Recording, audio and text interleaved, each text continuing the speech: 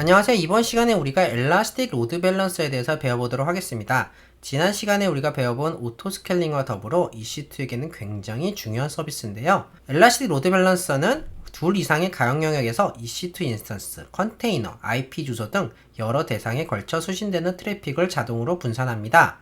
등록된 대상의 상태를 모니터링하면서 상태가 양호한 대상으로만 트래픽을 라우팅합니다. 라고 AWS는 소개하고 있는데요. 여기서 나왔다시피 이건 EC2만의 서비스는 아니에요. EC2 인스턴스 뿐만 아니라 다른 컨테이너 서비스, EKS 등 다른 서비스도 사용하지만 일단은 우리가 배우기에는 EC2와 많이 연결이 되기 때문에 이참에 배워보도록 하겠습니다. 그래서 우리가 지난 시간에 오토 스케일링 그룹에 대해서 배워봤어요. 그러면은 이 오토 스케일링 그룹을 통해서 EC2 인스턴스가 숫자가 많아졌다, 줄어들었다, 뭐 이런 식으로 움직인다는 것을 제가 말씀드렸습니다. 자, 근데 여기에는 커다란 단점이 하나 있는데요. 예를 들어서 여러분께서 어플리케이션을 개발을 해서 이렇게 수많은 웹서버로 구성이 된, 웹서버 클러스터로 구성이 된 백엔드에 접속한다고 가정을 해볼게요. 자, 그럼 문제가 뭐냐? 이렇게 각각의 EC2 인스턴스는 IP 주소가 있겠죠. 이 클라이언트가 어떤 IP 주소로 접속해야 되는지를 알고 싶으면은 미리 다 알고 있어야 돼요. 그래서 여기 접속했다, 여기 접속했다, 뭐 이런 식으로 이제 접속을 하는 겁니다. 이렇게 하기 위해서는 일단은 뭐 예를 들어서 이렇게 클라이언트가 모든 종류의 IP를 가지고 있어야 되는데 문제는 뭐죠? 오토 스케일링 그룹은 이렇게 EC2 인스턴스가 줄어났다 늘어났다 계속 변해요. 사람이 많을 때는 많아지고 뿐만 아니라 이렇게 EC2 인스턴스가 많은 환경에서 여긴 8대지만 수십 대, 수백 대라면은 과연 어떤 식으로 클라이언트를 구성해야 되는지 감이 안 잡힐 수도 있어요. 다시 말씀드리지만 EC2 인스턴스는 한두 대, 뭐 10대가 아니라 100대, 진짜 큰 데는 뭐 1000대, 엄청나게 큰 단위로 굴리기 때문에 이런 것들을 효율적으로 관리할 수 있는 서비스가 필요합니다. 그래서 나온 것이 엘라스틱 로드 밸런서인데요. 이 엘라스틱 로드 밸런서는 이렇게 유저와 EC2 클러스터 중간에 위치해서 말 그대로 로드, 부하를 밸런싱 해주는 서비스입니다. 그래서 이 클라이언트는 이렇게 각각의 EC2 인스턴스와 소통하는 것이 아니라 이 로드 밸런서와 소통을 하고 이 로드 밸런서가 뒤에 있는 EC2 인스턴스들한테 트래픽을 전달해주고 응답을 받아다가 전달해주는 일종의 중개인 역할을 하는 거예요. 이렇게 했을 때 몇 가지 장점이 있습니다. 첫 번째로 이 사용자는 EC2 인스턴스 각각의 뭐 IP라든지 도메인을 알 필요 없이 하나의 도메인으로만 계속 소통해도 되는 거죠. 뒤에서 어떤 일이 일어나는지는 알 필요가 없고. 두 번째는 이렇게 장애가 발생했다든지 여러 가지 상황으로 인해서 EC2 인스턴스가 트래픽을 못 받을 때는 이 똑똑한 로드 밸런서가 알아서 이 EC2 인스턴스한테는 트래픽을 주지 않아요. 그렇기 때문에 이 사용자 입장에서는, 클라이언트 입장에서는 뒤에서 무슨 일이 일어나는지 모르고 트래픽을 잘 받을 수 있는 대상에게만 전달해 주니까 장애가 일어난 걸 인지할 수가 없겠죠. 이게 바로 느슨한 연결입니다. 우리가 클라우드 기초 개념 배울 때 느슨한 연결에 대해서 말씀드렸었죠. 이 클라이언트와 이렇게 EC2 인스턴스가 직접 연결된 것이 아니라 느슨하게 연결이 되어 있기 때문에 뒤에 있는 것들이 변하더라도 이 클라이언트는 변할 필요 없는 굉장히 좋은 구조예요. 자, 그래서 엘라스틱 로드 밸런서를 한 번 더 설명드리면 ELB라고 부르는데 다수의 EC2 인스턴스의 트래픽을 분산시켜주는 서비스고요. 현재 기준으로 총 4가지 종류가 있습니다. 어플리케이션 로드 밸런서, 네트워크 로드 밸런서, 클래식 로드 밸런서, 게이트웨이 로드 밸런서가 있는데요. 이 각각에 대해서는 좀 이따 설명을 드릴게요. 그리고 헬스 체크도 가능합니다. 이게 뭐냐면은 직접 트래픽을 발생시켜서 EC2 인스턴스가 살아있는지를 체크를 해요. 이 헬스 체크 트래픽을 핸들할 수 있으면은 너는 트래픽을 받을 자격이 있어 입니다.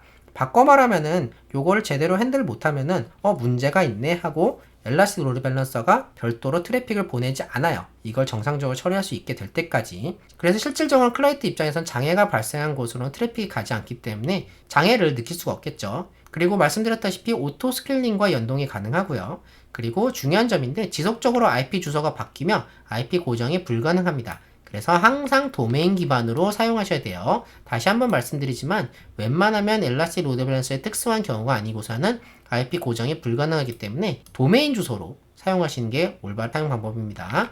참고로 네트워크 로드 밸런서의 기능 중에 하나는 IP 고정이 가능한데 일반적인 경우에 불가능하기 때문에 이렇게 알아두시면 좋을 것 같아요. 그래서 ELB의 종류에 대해서 말씀드리면 첫 번째는 어플리케이션 로드 밸런서인데요. 이게 가장 많이 쓰이고요. 간단히 말하면 똑똑한 녀석이에요. 그래서 OSI 모델 레이어 7입니다. OSI 모델은 참고로 7단계로 구성되어 있는 모델인데 맨 위에 단계에 있는 게 7번째 레이어예요. 밑에서부터 쭉 올라갑니다. 근데 이 7번째 레이어는 밑에 있는 것들을 모두 포함하고 있다는 얘기예요. 그래서 이 어플리케이션 로드 밸런서가 할 수 있는 거는 이 7단계의 모든 정보를 모아다가 의사결정을 할 수 있어요. 예를 들면은 트래픽을 모니터링해서 라우팅 한다든지, 예를 들면 그래서 트래픽을 모니터링해서 라우팅이 가능한데, 예를 들면은 image.sample.com은 이미지 서버로 보내고 web.sample.com은 웹 서버로 보낸다든지, 이 트래픽 안에 있는 주소를 까다가 요걸 기반으로 의사결정이 가능하다는 얘기예요. 요것뿐만 아니라 헤더 내용 아니면 뭐 다양한 것들을 기반으로 경로를 설정할 수 있는데, 그 말은 무슨 얘기죠? 이 안에 있는 내용이 뭔지를 이해하고 있다는 얘기입니다. 어쨌든 간에 가장 똑똑한 녀석이다. 그리고 네트워크 로드 밸런서는 빠른 녀석이라고 이해하시면 됩니다. OSI 모델 4예요. 이 7보다 낮아졌죠. 낮았기 때문에 그만큼 처리해야 되는 정보량도 줄어들었죠. 그리고 그만큼 줄어드는 정보량을 기반으로 TCP, UDP 기반의 빠른 트래픽 분산에 주로 활용하고요. 물론 TCP, UDP 혹은 뭐 TLS도 사용 가능한데, 어쨌든 간에 이 네트워크 로드 밸런서는 굉장히 효율적으로 빠르게 트래픽을 분산하고 싶을 때 주로 사용합니다. 특징적으로는 엘라스틱 IP를 할당이 가능하기 때문에 여러분께서 필요하시다면 IP를 고정해서 사용할 수 있고요. 구조 중에는 여기서는 언급드리지 않겠지만, 굳이 어플리케이션 로드 밸런서 IP를 꼭 고정해야 된다 그러면은 네트워크 로드 밸런서 뒤에 놓는 방법도 있습니다. 이런 게 가능하다 정도만 알고 계시면 좋을 것 같아요. 그 다음에는 나온 게 그 다음은 클래식 로드 밸런서인데요. 이거는 옛날 녀석이고요. 예전에 사용되던 타입으로 현재는 잘 사용하지 않습니다. 이 강의에서도 크게 다루지 않을 거예요. 그리고 마지막으로 게이트웨이 로드 밸런서인데, 이거는 먼저 트래픽을 체크한 녀석이고요. OSI 레이어 3으로 가상 어플라이언스 배포라든지 확장 관리를 위한 서비스입니다. 그래서 이건 뭐냐면은 간단히 말하면은 트래픽이 들어왔을 때 이것을 검증하는 서비스들, 보안적인 요소로 미리미리 트래픽을 먼저 검증하고 싶을 때가 있잖아요. 그런 것들을 위한 서비스로, 이 강의는 기초 강의이기 때문에 자세한 내용은 다루지 않겠습니다. 자, 그래서 이렇게 엘라스틱 로드 밸런서는 오토 스케일링과 찰떡궁합인데요. 오토 스케일링을 통해 EC2 인스턴스 숫자를 관리하고 ELB를 통해서 분산 트래픽을 처리하는 게 EC2를 사용하는 일반적인 아키텍처입니다. 그래서 오토스케일링의 인스턴스 증감과 같이, 그래서 오토스케일링의 EC2 인스턴스가 증감될 때 ELB와 함께 연동을 시켜가지고 이것을 관리하는 거예요. 그래서 이렇게 생긴 구조입니다. 그래서 클라이언트는 로드 밸런서와 소통을 하고, 이 안에서 EC2 인스턴스가 올라갔다 내려갔다 숫자가 조절되는 거는 오토스케일링 그룹으로 관리하는, 이게 일반적으로 EC2 인스턴스의 고가용성과 장애 내구성 등을 확보하기 위한 가장 일반적인 아키텍처입니다. 그래서 한 번 더 말씀을 드리면은, 이 안에서 무슨 일이 벌어지는지는 이 로드 밸런서를 통해서 클라이언트에게 숨겨져 있기 때문에, 클라이언트는 계속 트래픽을 주면 되고, 이 안에서 만약에 EC2 인스턴스가 죽었다든지 혹은 뭐 오류가 발생했다든지 했을 때는 이 오토스케일링 그룹이 ELB와 연동을 시켜서 자동으로 EC2 인스턴스를 정상적인 상황으로 돌린다든지 더 추가를 한다든지 여러 가지 관리를 하게 됩니다. 그리고 대상 그룹이라는 개념이 있는데, 이 대상 그룹은 ELB가 라우팅할 대상의 집합이에요. 그래서 구성은 대상 종류가 있는데, 먼저 어디다 라우팅을 시킬 것인가, EC2 인스턴스가 있을 수 있고요. IP 주소가 될 수도 있고요. 람다 함수가 될 수도 있고 다른 ALB가 될 수도 있습니다. 그래서 이론적으로는 ALB 뒤에 또 ALB가 있는 것도 가능해요. 혹은 네트워크 로드 밸런서 뒤에 ALB가 있다든지. 자, 그리고 프로토콜 등을 정할 수가 있습니다. 예를 들어서 뭐 HTTP, HTTPS, 뭐 gRPC, 뭐 TCP 등 어떤 식으로 우리가 라우팅을 시킬 것인지, 어떤 프로토콜 사용을 해서, 그리고 기타 여러 가지 설정들이 있는데 트래픽 분산은 어떻게 할 것인지, 예를 들어서 뭐 순차적으로 너 이렇게 라운드 로빈을 할 것인지, 아니면 뭐 다른 방법을 쓸 것인지, 혹은 고전 섹션이라고, 그리고 고정 섹션이라고, 예를 들어서 이렇게 클라이언트가 트래픽을 보냈을 때 얘로 한번 보냈으면 지속적으로 이쪽으로 보낼 수 있도록 도와주는 거예요. 쿠키를 사용을 해서. 이런 다양한 설정들을 여러분께서 대상 그룹에서 사용할 수가 있습니다. 자, 그래서 이렇게 생겼는데요. 이렇게 이제 예를 들어서 어플리케이션 로드 밸런서를 사용을 한다 그러면은, 우리가 웹 서버 대상 그룹 만들고, 이미지 서버 대상 그룹을 만들고, 뭐 대시보드 대상 그룹, 람다 함수 대상 그룹, 이런 식으로 만들어 놓고요. 어플리케이션 로드 밸런서가 들어온 호스트 네임에 따라서 이렇게 대상 그룹을 다르게 지정하도록 하는 거예요. 예를 들어서 web.mydomain.com이다 그럼 웹으로 보내고, 대시보드.mydomain.com이다 그럼 대시보드로 보내고, 예를 들어서 뭐 람다를 부르고 싶다, AWS 서버레스 컴퓨팅 서비스를 부르고 싶다 그러면은 이렇게 들어왔는데 포트도 6060으로 됐을 때만 받고 싶다, 뭐 이런 식으로 여러분께서 다양한 설정들을 여기서 정할 수가 있습니다. 요거는 리스너를 통해서 구현되는데요. 리스너는 ALB로 들어오는 요청을 처리하는 주체입니다. 어플리케이션 로드 밸런서를 사용하고요. 들어오는 단위의 프로토콜 플러스 포트 단위로 리스너를 여러분께서 지정할 수가 있습니다. 그래서 규칙이라는 걸 사용을 해서 ALB에서 어떤 요청을 받을지, 요청을 어떻게 어디로 처리할지 결정할 수가 있고요. 예를 들면 HTTP 포트 8080으로 포트 트래픽을 받아서 A 대상 그룹으로 80번 포트로 전달하겠다.